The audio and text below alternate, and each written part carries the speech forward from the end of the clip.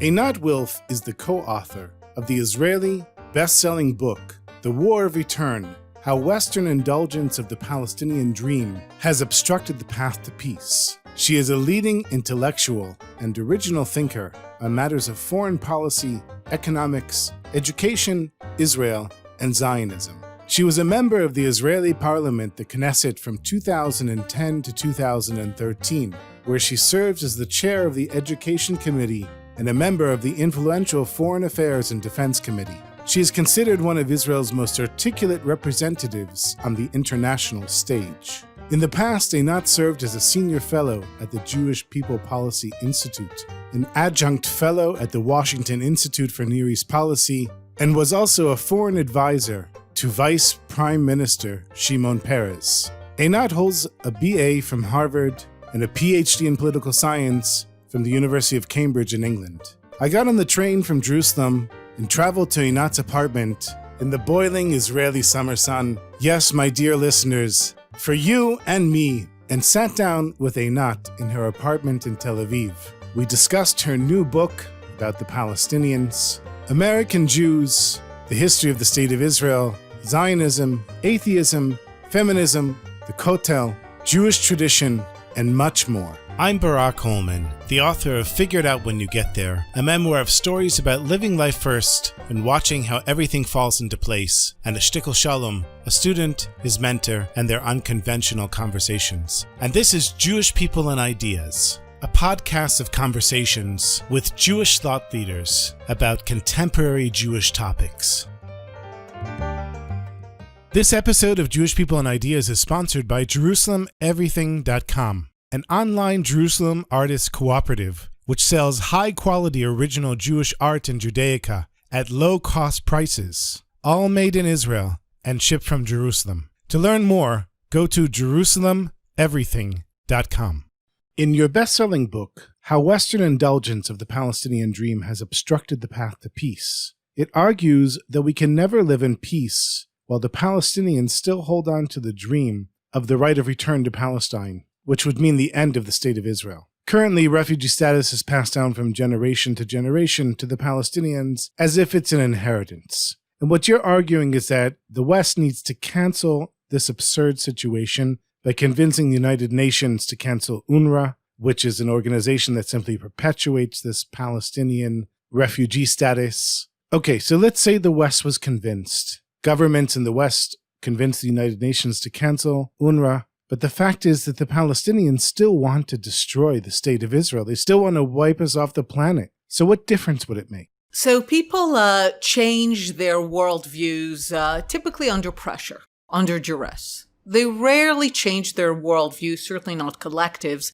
because someone wrote a book and made a very compelling argument. So when I look at how the Palestinians will move away from their singular focus on the rejection of the Jewish right to self-determination in any part of the land, I need to look at what happened with other groups, other refugees. Now, the 20th century can be summed up very easily as a major transition politically from empire to nation state. Basically, we start the 20th century when much of the earth is divided between empires, and we end the 20th century when basically the entire earth is divided between nation states. A colleague of mine likes to say that if you're not ice or water, you're a nation state at the end of the 20th century. Including the Jews. Including the Jews. I mean, the Jews are actually, Zionism and the Jews and the Jewish transition to living in a nation state is very normal. People think Israel's very special. Israel's actually very normal. The idea of people living in a nation state with national minorities is the standard normal situation at the end of the 20th century.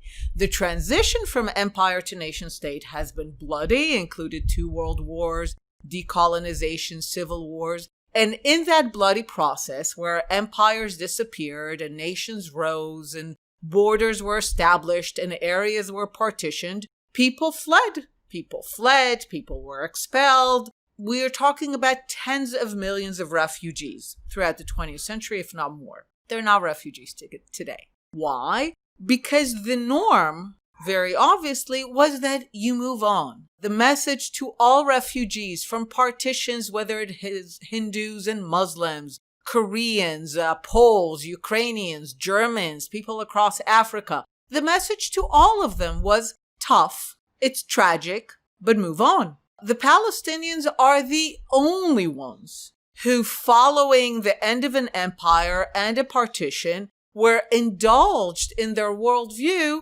that the war is not over, that they do not have to accept the outcome, that the borders are not final, that, they're the only ones who are indulged in this worldview for the simple reason, by the way, that at the time, no longer really the case, but at the time, the Arab world was fairly united behind them, very united in its rejection of Zionism, had the power of oil. Oil was important to the West, much more than today. There was the Cold War, the beginning of the Cold War, and there was a fear in the West that if the Arabs will be angry, they will go to the Soviet Union. All of these things came together to lead to a unique and unparalleled situation where the West was willing to indulge the Palestinians in a worldview where the war is not over, they are still refugees, generation after generation, and they did not get the message that every other refugee group in the world got, which is move on. Now, the reason that I am hopeful that this could change is that all the other refugee groups, when they did get this message, they did move on. Yes, it was sad and they wanted their homes and they wanted to go back. That's natural. That's normal. But when they realized that that was not a possibility, when they realized that no one was indulging them in that, people moved on.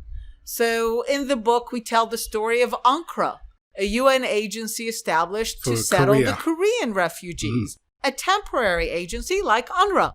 It settled everybody. About 2 million refugees who did not go back to their homes north of the 38th parallel line. And look at where South Korea is today. That could have been the Palestinians. That could have been the Arabs. The Germans were not indulged in their worldview that, Poland or half of Poland belongs to them. Not the Poles, not the Ukrainians, the Hindus, the Pakistanis, the Muslims in India and Pakistan. That's it. It's over. Everybody moved on. Also the Jews, by the way. And of course the Jews. Jews of Europe and the Jews of the Muslim countries. Exactly. Nearly 1 million were expelled, not to talk about Europe. They've moved on. They've built new lives. This is the norm throughout the 20th century. There is no reason to give the Palestinians an exception. And the optimism I draw is that once refugees were given the message of move on, they've moved on. Except for the Palestinians. Because they were never given that message. Mm-hmm. I have a quote from the first chapter of your book. This is from Yasser Arafat. Historians may search, but they will not find any nation subjugated to as much torture as ours. To me, that's just an incredible quote. The Palestinians feel like they're uniquely persecuted and that Israel is uniquely evil and therefore compromise is impossible. They feel like they have a unique status as a persecuted people. Yes, one of the things that we tell in the book is really the way that the Palestinian national consciousness was shaped and built in the refugee camps. One of the biggest mistakes that is still made is the notion that UNRWA is somehow a neutral organization. It has the letters UN in its name. People think, okay, it just provides schooling and healthcare. And one of the things that we show in the book, which was also for us a dramatic realization, that the entire Palestinian collective national consciousness was really born and shaped and formed in the refugee camps. This is really the moment that you can say that a Palestinian nation is born. Because everyone knows that the connection between schooling and nationalism, that's nationalism 101. Which in itself is not wrong. There's nothing wrong about a nation being born in schools. Most of the nations of the 20th century are creations of the 20th century. So there's nothing wrong with being a young nation. There's nothing wrong with the Palestinians being a new and a young nation.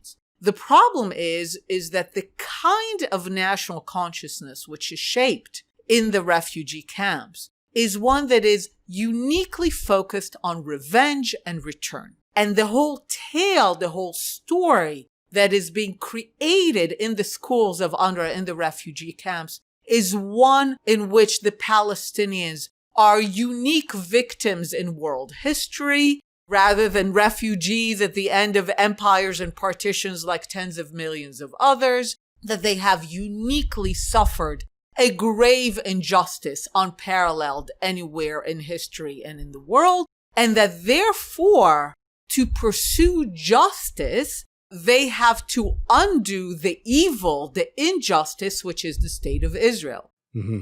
And this carries till today. Till today, on campuses, the organizations for Palestinians are called Students for Justice in Palestine. They're not called Students for an Independent Palestinian State. They're not called students for a specific purpose. They're called Students for Justice. Now, for most people in the West, this seems benign, right? Who can be against justice? Unless you understand that in the Palestinian understanding of history, the attainment of justice requires the correction of the injustice, which is the very existence of the state of Israel in their view. So it's a very annihilationist, revenge form of justice. And this is what they mean. And this is the kind of worldview that developed in the UNRWA schools and the refugee camps. One of the things that amazes me is that there's still refugee camps in Gaza. This is something that I wanted to mention later on. I grew up in the reform movement. I grew up your typical, when you see birthright students, even though there was no birthright when I was in college, I was like a birthright student. I knew nothing about Israel. I was a very committed reform Jew, but didn't know much about Judaism. And I came here very innocent, believing I came here in 1994. So Oslo had just been signed. Mm-hmm. And I was also studying Islam in the university. I didn't finish the PhD at the Hebrew U because it went on forever, but that's where I was studying. When it came to the withdrawal from Gaza, I was all for it. So this makes sense. Yep. The Palestinians say they want to live in peace. I believe it. Now, you see, I'm a religious Jew, and I'm married to a religious Jew from a Zionist family, and they thought I was out of my mind. Everyone I knew thought I was out of my mind because I supported the left. I voted for Labor. Then I said to myself, wait a minute, we left Gaza. First of all the missiles, fine. War, and a big mess. I think it was a big mistake in retrospect. Not that it was such a great thing that people were living there, but it's like we didn't get what we wanted. But there's still refugee camps in Gaza. Why are there refugee camps in Gaza? Where are they going to? You're in Gaza. You're in Palestine. Close the refugee camps. Precisely. To really understand the absurdity of the whole notion of calling Palestinian refugees, to understand really the distance from real refugees to their situation, we really need to parse out the absurdity of it all. Because in the mindset of Palestinians, the refugee issue, their so-called right of return, is by far the most important issue. Everything is subservient to that. But in practice, the refugee issue is actually very small because they're not refugees. UNRWA registers 5.5 million refugees today. 40% of them, 2.2 million, live in Gaza and the West Bank. By the way, most of them do not live in refugee camps. 75% don't live in refugee camps. In Gaza, 50% don't. But they're still registered as refugees. And like you said, they live in Gaza. They live in the West Bank. They live in Ramallah under the Palestinian Authority. As we speak, Palestinians born in Gaza and Ramallah are being registered as refugees from Palestine. More than 70 years after the war ended. And you're right. Where exactly are they refugee from? Certainly by their telling, they live in Palestine. Ramallah is in Palestine. Gaza is in Palestine. Why are they still registered as refugees? And you're right. Why are there still actual refugee camps? Which, by the way, they're not refugee camps the way you imagine refugee camps with tents and people open to the winds. They're by now anywhere between neighborhoods to slums, but they're permanent places. Now, Palestinians know where they're refugee from. They're refugees from Palestine, from the river to the sea. Someone who lives in Ramallah, in their worldview, they are going to return to what is the state of Israel. The fact that they were born in Gaza or born in Ramallah makes them no less a refugee from Palestine in their worldview. By the way, this is the way to understand Gaza. Nothing else matters. Once you understand that nearly 80% of the inhabitants of Gaza are registered as refugees, and in their mindset they're refugees, you understand everything. Because they don't want to make Gaza the Singapore of the Middle East. They don't want to make it a Dubai. Because as far as they're concerned, Gaza is not home. Even though by now they're into the 5th generation of living in Gaza, in their mindset, it's still a temporary place from which they will one day take their real home. So they don't want to invest in it. They don't want to build it. They want to take back in their mind what is their real home, Palestine from the river to the sea. So 40% live in Ramallah, in Gaza, in the West Bank and Gaza. They're not actually refugees.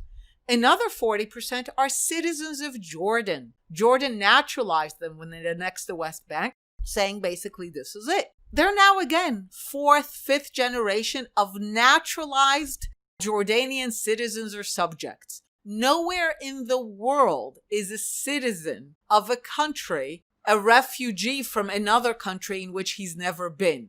So they're not actually refugees. And then the remaining million, the remaining 20% who are registered in Syria and Lebanon, about half and half, we by now have data from census that most of them no longer live there. They've become citizens of Germany and Sweden and the US. They no longer live there. So they're not refugees. At most, the actual number of refugees would be 20, 30,000 of the original refugees who fled to Lebanon and Syria. In 1948. Yes. And maybe 200, 300,000 of their descendants who still live there and are stateless. And these are the kinds of numbers that you can actually settle. When you look at other refugee numbers in the world, and we tell of stories of those from Bhutan and Nepal, and like 200,000, 300,000 could be settled either in Syria or Lebanon or in third countries, and that's it. So the actual practical extent of the Palestinian refugee problem is very small, but in terms of the mindset and the ideology, it's the biggest issue. It's everything. It's everything. What is Westplaning? So Westplaning is a word I invented based on the word mansplaining, which basically has the same idea. This kind of paternalistic worldview that tells someone else, whether it is a woman or a Palestinian, what they actually think or what they mean to say or what they should think. So one of the things that I think was very important to Adi and I throughout the book is that the book gives Palestinians the respect of listening to what they're saying. Much of the book is about their voices, their documents, and they're very clear about it. One of the things that we see throughout the book is that they're very consistent. So we had to explain to ourselves, how is it that so many in the West, and certainly for many years in the Israeli peace camp, believed that the issue of the refugees or return was not a major issue? That it was, that's a very common worldview, that it's a bargaining chip that would be bargained away when the Palestinians get a proper proposal for real important issues like territory, like a state. By now, of course, it's no longer, I think, a legitimate worldview because they could have bargained it, and what they did was bargain away the state in order to keep fighting for return. So by now we know it's not a bargaining chip. But that's still a very dominant worldview, certainly among Western journalists and diplomats. So I've invented the word Westplaning to describe the attitude of Western diplomats and journalists when they explain away what Palestinians have just said. So Palestinians will say, from the river to the sea, Palestine will be free. Sometimes I add in parentheses of Jews. You do or they do? I do. Well, they just keep it there, but Right. I think that's the intention. So they tell you the right of return is holy. It's sacred. I mean, it's neither a right nor a return, and it's not holy, it's not sacred, but to them it is. So they say all of these things. And then you listen to Western journalists and diplomats who tell you things like, it's a delusion. They know it's not going to happen. It's a bargaining chip. They're just saying that. And at one point, at D&I, we have many meetings with Western diplomats and journalists, and we have to tell them, look, they really mean it. And if you look at their actions throughout their decades, their actions are consistent with their words. So there's every reason to listen to them. Sometimes I even add and I say, look, it's not a delusion from their perspective. It's a rational worldview. They open the map, they count. They say, okay, 7 million Jews living among nearly 500,000 Arabs. 500 million. 500 million Arabs, 1.5 billion Muslims. They rationally conclude that the Zionist experiment will not last long. So their worldview, which says with enough patience and resistance, the land will revert in their worldview back to us, is rational. They have a historical precedent for it. Yes, the Crusades. The Crusaders. This is one of the reasons they call Israel the second Crusader state. Still the dominant worldview in the Arab world. In some places, it's beginning to change. But the dominant worldview in the Arab world, certainly among Palestinians, is that Israel is a temporary aberration in the Arab and Islamic history of the region since the 7th century. So when Europeans and Westerners Westplane the Palestinians, I think it almost betrays a neo-colonial worldview that kind of says they're not historical agents. They don't know what they're doing. They don't know what they're fighting for. We know what they actually want. And I think, again, one of the things I really love about our book is that it really gives Palestinians the respect of listening to what they're saying and taking them seriously. That's it, taking them seriously. Yeah. So I think if an American Jew, I know there are many American Jews that listen to this podcast, they listen to how you're speaking. They know that you were in the Labor Party. They know that you're a liberal. And I'm going to get to feminism and atheism. Bezat Hashem. Yes.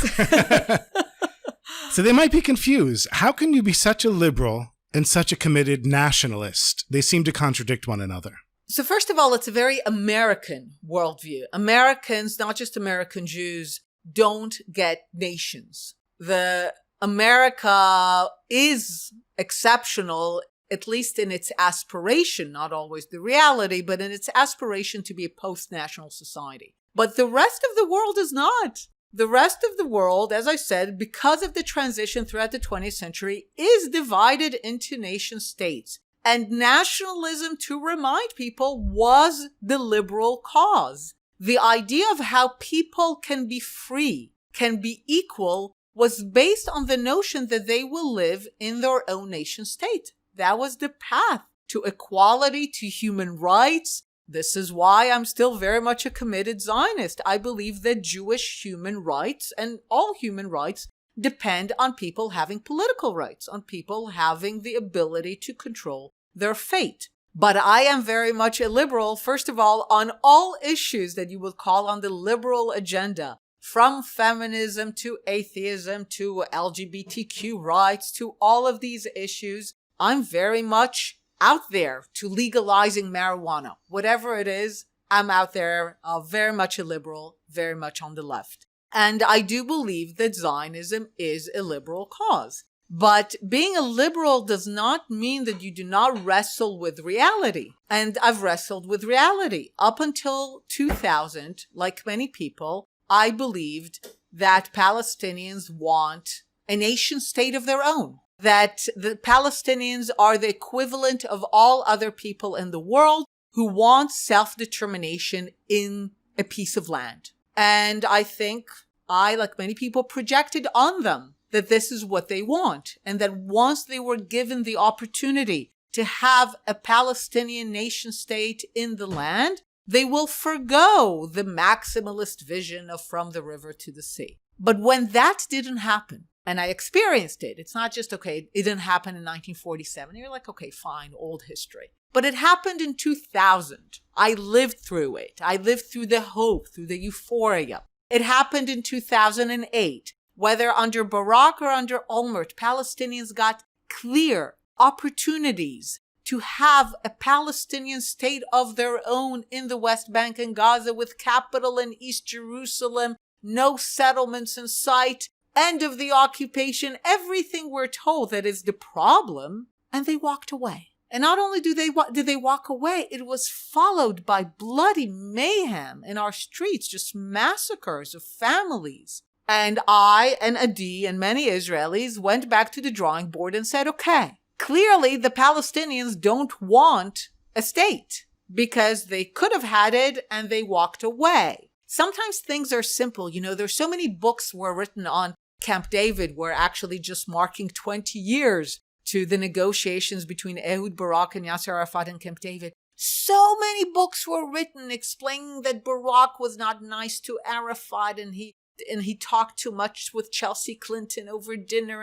And at one point you have to just brush away all the noise and say, a people who want a state, when they can have a state, they say, oh no, because Barak spoke to Chelsea Clinton over dinner, we'll forgo our state? No. A people who want a state, when they can have a state, they take the state. Sometimes things are really that simple. So if the Palestinians repeatedly do not take advantage of opportunities to have a state of their own in part of the land, we had to ask, what then do they want? And that's where the book is the outcome. They want all of it. They still want all of it. And as I said, when they look at the region, at the 500 million Arabs and 1.5 billion Muslims, they rationally conclude that one day they will have all of it. So why compromise? So how, and I'm including myself in this question, how are we so naive? Right? We're intelligent people, educated people that read and understand and synthesize information. And here we're living here and we're looking at the Palestinians. And I truly, honestly believed that in 2000, that was it. 2008 for sure. Yep. And I say Yasser Arafat turned me into a right-winger. He turned many. It took him. The bus bombings weren't enough. Yeah. And I was living in Jerusalem with the bus bombings. I saw 2 of them in front of my own eyes. Still left-winger.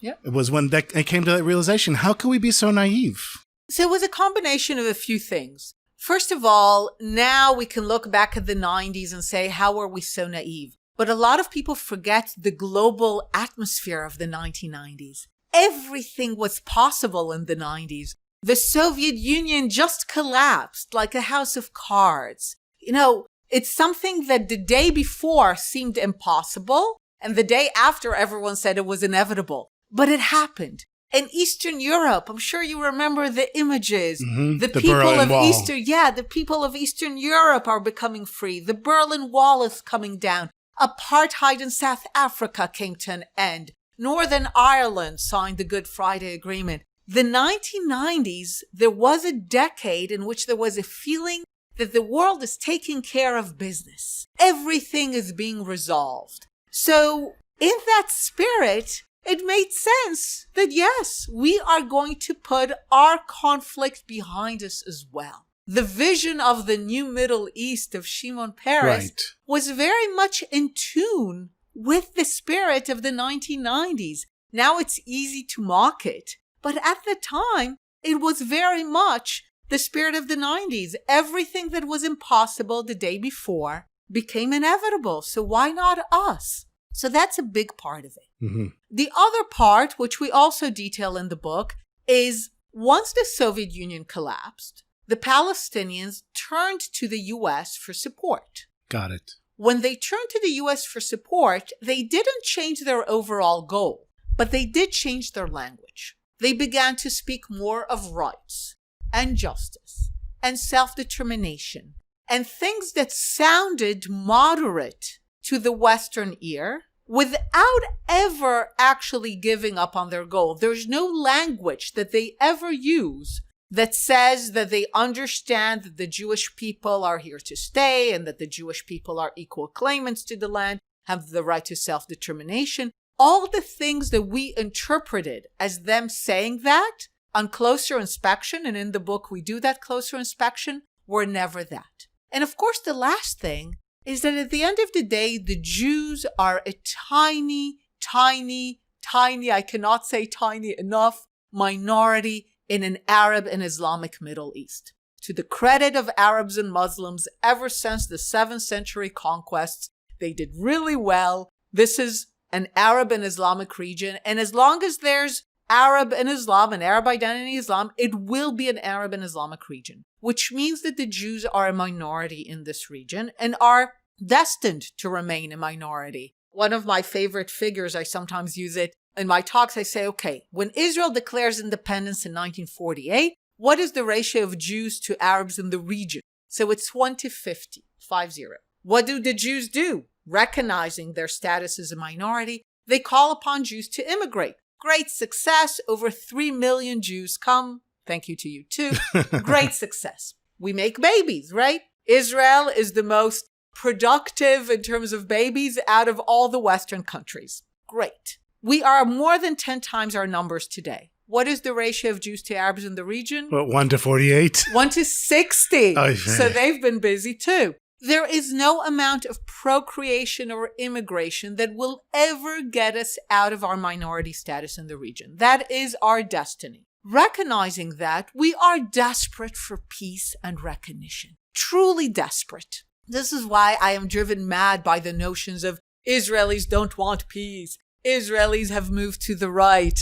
Sometimes I do this kind of evocative thought experiment when people tell me Israel has moved to the right. Tell them, you know what? Let's imagine that the king of Saudi comes to the Knesset. He does a Sadat. He brings with him the king of Morocco and the king of Jordan. And they come to the Israeli Knesset and they tell the people of Israel and the Jewish people, we are here in the name of Islam and the Arab world to tell you that it's over. We will no longer fight you. Yes, you've had a crazy story that you're coming home after 2,000 years, but it is, you belong here. It's your home. So we are here to tell you, welcome home. But you know what? Rechelim Gimel, a settlement, you got to get out, guys. Even settlers to whom I do this thought experiment tell me, we know everyone's out in a minute. Of course. Israelis, if they are given the prospect of true peace with the Arab world, with the Islamic world, and the price of that will be the settlements, the West Bank. So we are so desperate for peace. I sometimes compare us to a teenager who gets a message that barely says a word and he says, she loves me. Mm-hmm. I mean, we hang on to the most meager of declarations because we are so desperate for peace and acceptance in this region. We are tired. We are exhausted. The vision of always having to live on our sword is exhausting. We want to believe that it can be over. And in the 90s, in that spirit of putting everything to the end and the Palestinians changing their discourse, if not their intentions, and us being so desperate for peace, all of these things came together for us to push away everything that did not fit with our deep desire that this was going to be over. That makes a lot of sense. I mean, I needed to hear that for myself personally, because I was confused, and that brings things together. When David Ben-Gurion, the first prime minister of the State of Israel, was asked by the British Peel Commission in 1937 to identify the basis of the Jewish claim to Israel, which was back then Mandate Palestine, run by the British, Ben-Gurion replied, "The Tanakh, the Bible, is our mandate." You've mentioned many times in your talks, and you mentioned here already in this podcast, that you're an atheist. Yes. So what gives us the right to live here in Israel if it's not for God's promise to us in the Tanakh? So often people are fascinated by the fact that I'm an atheist and very Jewish and very much committed to the Jewish people and a Zionist. Recently, when Karl Reiner passed away, Rabbi Wolpe said a joke that when they celebrated his 90th birthday, Rabbi Wolpe mentioned that Karl Reiner is an atheist. So Karl ran to the podium and said, but a Jewish atheist, it's very different. So I was like, yeah, that's me. So here I typically use another Jewish atheist, Yuval Noah Harari. He talks about human beings as storytellers. Homo sapiens is basically storytellers. He talks about it, the intersubjective reality. We inhabit the stories that we tell. God is a story. So I do not deny that we have told a story about God. It's a very powerful story, but it's a story created by Homo sapiens. It's not an actual objective presence out there. So I am part of the Jewish story. I view myself very much part of the Jewish story. In the 20th and the 21st century, I no longer need to believe that the story of God that we created is an actual being, but I am very much aware of being part of that story. So for me, what matters is not that God promised the land. What matters is that a people told a story about God promising the land. They've acted on that story. They've created beautiful literature based on that story. They've maintained themselves as a people based on that story. And I am part of that people. And part of the story. And I am part of the story. It just no longer requires the belief in a supernatural being. But I do not chuck the story. You know, sometimes when I speak about continuing to be a person who works towards peace, but now understanding that it's going to take much longer, I often quote Chazal. Our sages of lesson memory. Yeah, our sages that you might not finish the job, but it doesn't mean that you get a pass not to do it. And sometimes when I do that, people say, how can you quote Chazal and be an atheist? And I'm like, last time I checked, they were people. So they were part of the story. They were part of the story. So I think a lot of people mistake atheism for cutting yourself loose from any sense of community or storytelling or heritage or civilization or identity.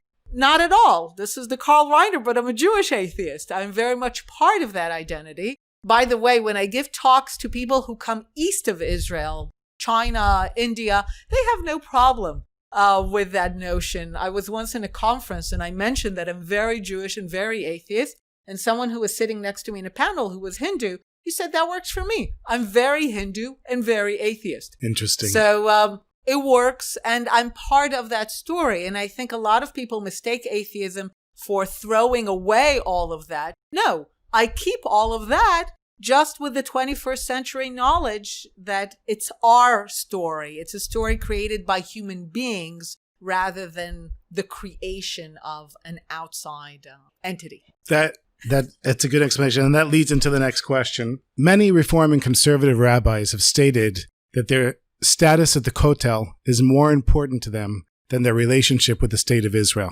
What are your thoughts about the Kotel? Which I already know what they are, but I want it recorded.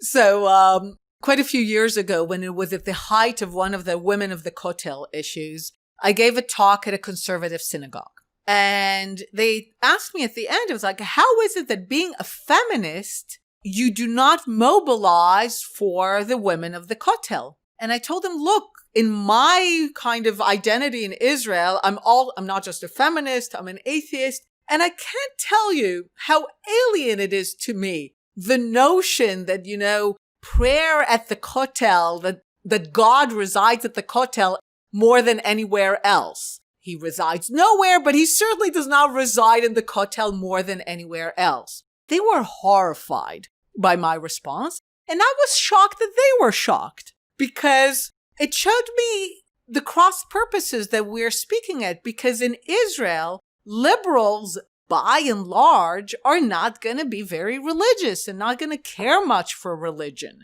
So they're not going to really understand this desire for prayer. But I do agree that I hate the fact that the Kotel has become a synagogue. I think it is, to go back to the other question, it is a historical site of the Jewish people. And I think it should be marked and celebrated as such. If people want to pray, they can have their little synagogue on the side, but I don't see why the majority of the Kotel should be a synagogue. It should be an open place for anyone to respect it as they see fit. I hate the fact that it's an Orthodox synagogue, but I admit that in terms of my priorities, because the battle is about prayer, it's one that is alien to me. You never pray? No. You never say, I don't know. This is completely going off the script here. I'm just curious because I decided as a teenager that I was an atheist. Yeah. First I was going to be a Reform rabbi, and then I'm like, wait, God doesn't exist. This is all crazy. And I actually have a story in the book that I gave you where I talk about how being an atheist convinced me to become a chassid. Okay. And the general logic was, okay, I'm an atheist and I want to be moral. I'm not going to stab someone in the street or steal. I want to live within the social contract. Mm-hmm. But if I'm an atheist, then nothing that I do really matters because I'm going to die and be worm meat and just live my life and enjoy it as much as I can. And that's what really matters. That's how I looked at it, not defining your atheism. Yeah, it's actually not, I mean, you're right that this is a typical conclusion of many from atheism, but it's not the obvious or natural or logical conclusion. There's no direct role between I'm an atheist and nothing matters. That was my feeling. Yeah. So I felt a hole. Mm-hmm. And I looked around and I said, well, if my goal is to be a happy person, who are the happiest people? And they were all religious people. That's true. So I decided, okay, I'm going to have to suck it up and swallow that I'm going to have a relationship with God who I don't believe exists. And I think it's, like you said, a big story and just basically people holding on to something. Yep. And it took me really over 20 years of really working on it till I got rid of any doubt. It's like we're really sitting on opposite sides of the table here. And it really took a long time. Like, why does it matter if I turn a light on or off on Shabbos? Yeah. Does God really care? Is God even there? And I remember really struggling this for such a long time. But eventually I got to the point where I found a relationship with God. Yeah. There's a famous quote from the Kotzker Rebbe where somebody asked him, where is God? You might know this. Mm-hmm. And he said, wherever you let him in. Mm-hmm. And that's how I looked at it. And I figured, well, if I'm wrong, so I'm wrong. And if I'm right, I lived a happier life for me. So I do pray. Yeah. I ask God for all kinds of things. Get me on the train. Help me find a bus. Help me find Anat's apartment. Help me get a hold of Einat. Like even down to the smallest thing. And of course, big things, Hashem, get rid of Corona, this crazy nonsense, and let's get back to living our lives. And I don't even know where I'm going with that. I just wanted to mention that. Okay. Well, while we're talking about that, I do have a question about Jewish tradition. So you mentioned how your Jewish identity is being part of the Jewish story. Yes. Without God and halacha, that necessarily affecting your life, even though you're willing to dip into the toolbox and pull out the tools whenever they work for you. Do you keep any Jewish traditions? Do you light candles Friday night? No. But again, as an Israeli, Jewish life is in the air. When this whole Kotel thing, I wrote a series of essays for the forward because a lot of people responded by saying, where's your Jewish identity? Where's your Jewish identity? And I had to tell them, I don't know where to stick more Jewish identity in my life. Because when you live in Israel, and certainly for me, where my whole professional life is telling the story of Israel, Zionism, the Jewish people, I live and write and think and talk about what it means to be Jewish. I read Jewish history. My children go to the Israeli education system, which it works entirely around the Hebrew calendar. Every holiday, when my kids were in kindergarten, they come back with paper maches of the relevant holiday. And of course, we celebrate the holidays in our own way, but we celebrate the holidays. We mark the Jewish calendar. So I live the rhythm of Jewish life, but I do not generally actively do halachic rituals. But also here, the line is not so simple to define. I have this whole talk that I really love to give on what is a Jewish state and what is Judaism in general. And I give people the idea of Passover. Passover is clearly the most widely observed Jewish ritual. Generally, if you do not observe any kind of Passover, you've probably checked out of the Jewish people. So that is the most widely observed, by the way, because it's a storytelling holiday. With props. With props, yes. But it goes to the essence of who we are as a people, as a storytelling people. Among storytelling Homo sapiens, we're especially a storytelling people. And our key holiday is a storytelling holiday. Now, I celebrate the Passover. We read parts of the Haggadah. We have a play. Now, I consider it part of the national story of the Jewish people. This is when we are born as a nation. My next door neighbor will celebrate Passover and think of it as carrying out a religious duty. But We're both celebrating Passover. So also the notion of where do you draw the line? My Shabbat, I do not disconnect everything, but they're very slow. I generally don't do anything. But again, it's not halacha. I ease on Shabbat. So the line, I think, is not drawn so neatly. I do not purposefully carry out Jewish rituals. Of course, we have our Friday night dinner. The family dinner is on Friday night. So it's part of my life. It's part of my rhythm. It's in the air. But I certainly don't kind of halachically go out of my way to carry out mitzvahs. This might be too personal of a question Go ahead. that I'm going to ask you. And if you're uncomfortable, just Sure. don't answer it. Did you give your son a brit milah? Yes, I did. Yes. Why? It's mostly in one of these things. We debated it, by the way. Ultimately, the overwhelming decision was that we don't want him to be different, and we don't want him to have to explain. And basically, I know it sounds tough, but the easiest route out was to go with the flow. Family pressure, societal pressure? No, there was no family pressure. I mean, we were considering it as a family, but just as like... So you won't stick out. Exactly. Just as a side note, I met a guy who had 3 boys. He didn't give any of them a brit milah. Yeah. They're now teenagers, and he became a Baal Tshuva. And he cannot get over what he did to his sons because he said, my sons are not part of the Jewish people halachically. Mm-hmm. Till they have a brit milah. Now they're old enough that they have to figure it out for themselves. So however you look at it, you did a nice thing for your son. No, I think so. I think it was the right choice. I think it was the right choice, especially because I am committed to the Jewish people. They live in Israel. They are Jews. I raised them Zionists. I mean, my son is beginning to have political consciousness. I'm clearly raising him as a Zionist. So, I really didn't see in the choices. It would have been a choice either way. It would have been, and this was in many ways the easier choice. I like this idea of the Jewish story. It really brings things together. It makes things clearer. As an outspoken feminist, so feminism has now gone from rights for women to defending the weak and the oppressed. No, it's still about rights for women. Just rights for women. Rights for women, equality for women, creating a world that is safe for women. I mean...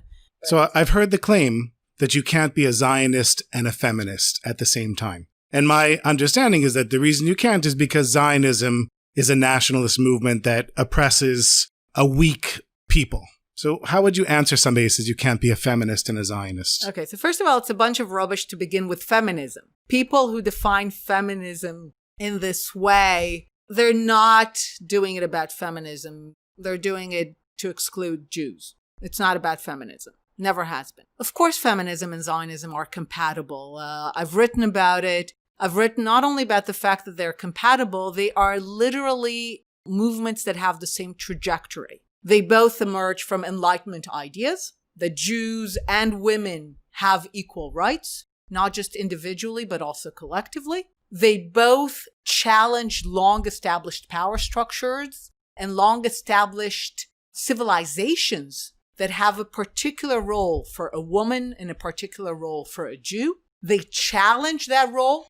They refuse to play that role, and they suffer backlash as a result of refusing to play that role. It's the same trajectory. So for me, those identities are linked together. So when, the heads of the Women's March tried to exclude Zionists, it was clear to me that this is not about feminism. This was about excluding Jews under the supposedly respectable guise of rejecting Zionism. It has nothing to do with feminism. Got it.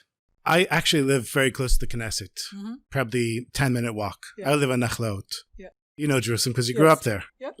You grew up in a boring neighborhood. I did. My kids are growing up in the most interesting neighborhood. Yeah, Nachlaot is interesting. So I always wonder, how much influence does a member of Knesset actually have? Because as just a regular citizen, we have no influence at all. The government doesn't seem to care very much about us. Here you are in Knesset. You'll get a voice, you get a vote. How much influence do you actually have? So you have both more and less than what you think. When I look at the things that I was able to do in education, in the constant issues that relating to the Israeli economy and the concentration of wealth. They were dramatic, but at the end of the day, they also operated against other forces. So even as a member of Knesset, you're only one of many and other forces. And the ability to have impact is also depending on so many factors. You might get lucky and suddenly it will work. And I mean, one of the reasons I had the ability to have impact with my ideas on the concentration of wealth is that 6 months into my promoting them, you had the biggest social protests. And that changed the narrative, that changed the conversation. The fact that I wrote a book on education and ultimately was able to become chair of the education committee, even if only for a few months, that was a fluke. I mean, if you look at how politics works. But for those few months, I was able to have a lot of impact in the direction that I wanted on education. In some instances, it's much more, and in many instances, it's much less. And sometimes I compare being in politics like an ancient Greek curse. I say it's as if the Greek gods, also a story by the way, but it's as if the Greek gods tell you, okay, when you become a politician, we'll give you a megaphone. So your voice will be louder than almost everyone else's. But the curse is that nothing that comes out of that megaphone will bear any resemblance to anything you actually said. Now, do you want the megaphone? And that's also one of the very frustrating things about politics, especially for someone like myself who's a thinker. You know, you want to have serious, interesting, sometimes original thoughts in the public sphere. And when it gets through that megaphone, it becomes ridiculous, stupid, and it's tough. So how do you look at the Knesset now, after not being in it for, 7 years? I still have tremendous respect for the Knesset. I know how different it is. The megaphone, I know how different the reflection of the Knesset in the media is from the actual hardworking reality of most members of Knesset, their dedication. And if we are talking about the Kotel, then for me, this is Habayit HaShlishi. This is the third temple, the Knesset, absolutely. I think it's also correct. The temple ultimately was about politics, not just ritual. This is our sovereignty. This is our third sovereignty. This is where it resides.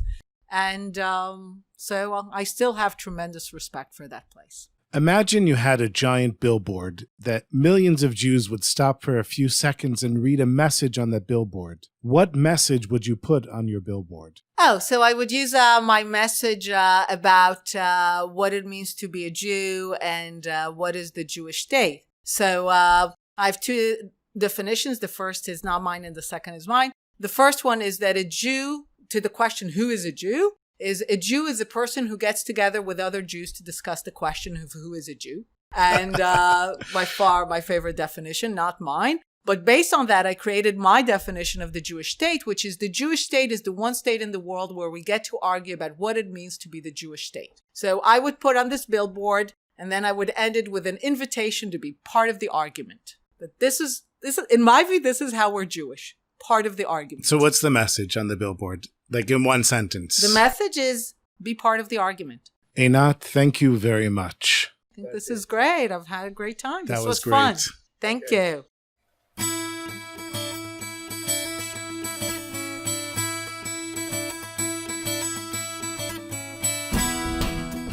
That was Einat Wilf, former Knesset member and author of the best-selling Israeli book, The War of Return.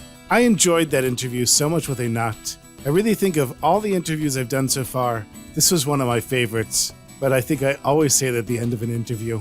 Thank you for listening, my sweetest friends. Remember to check out my other podcast, The Hasidic Story Project, which can be found by searching on iTunes or Google Podcasts for my name, Barak Hullman, BARAKHULLMAN. You can also find my memoirs of wonderful stories on Amazon by searching for my name there. And if you listen to this podcast and you want to reach out to me, just send me a friend request or a message on Facebook, and I'll be happy to connect with you. I'm always so happy to hear from listeners. Lately, I've heard from listeners all around the world, and it really warms my heart. Thank you so much for listening, and a special thank you to all of the supporters of this podcast. Thank you for your financial support and your emotional support. To become a supporter of my podcasts, go to HasidicStory.com, HASIDIC story.com, and you'll see a link there to become a supporter. It's for both the podcasts, and any support is appreciated, even $5 a month. Please make sure to share this podcast with your friends, leave a review wherever you listen, and I look forward to our next conversation together.